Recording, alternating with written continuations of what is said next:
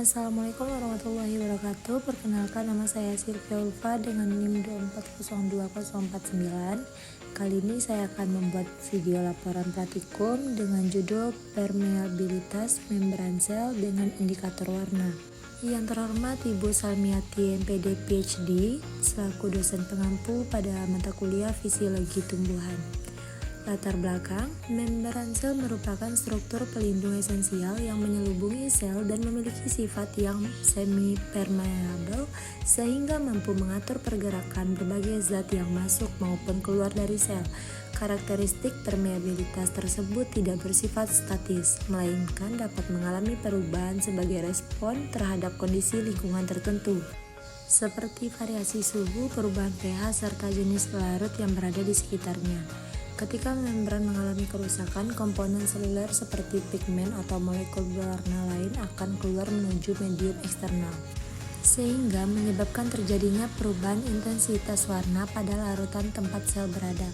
Oleh karena itu, tingkat perubahan warna tersebut dapat dijadikan indikator penting untuk menilai sejauh mana permeabilitas membran mengalami peningkatan atau gangguan akibat faktor lingkungan.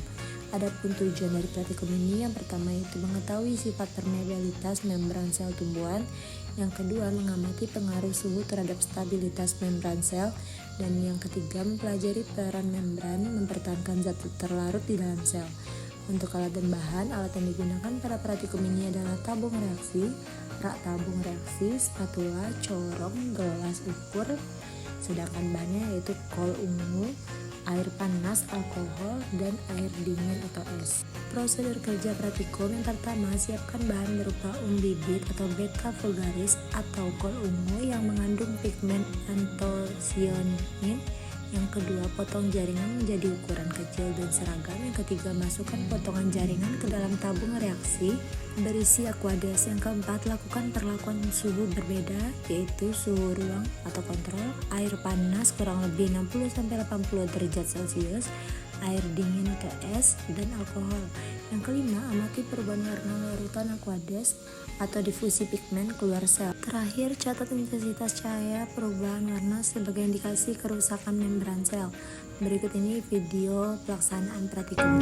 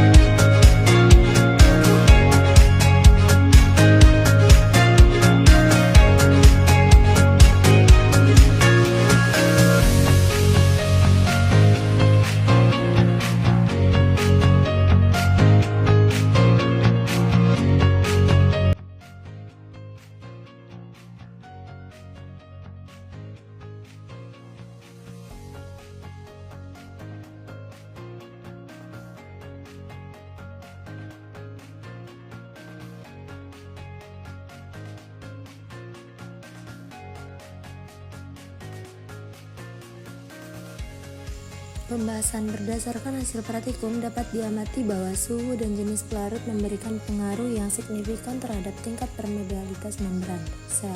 Pada perlakuan kontrol menggunakan air biasa diperoleh warna ungu muda dengan intensitas rendah, yang menunjukkan bahwa integritas membran masih terjaga.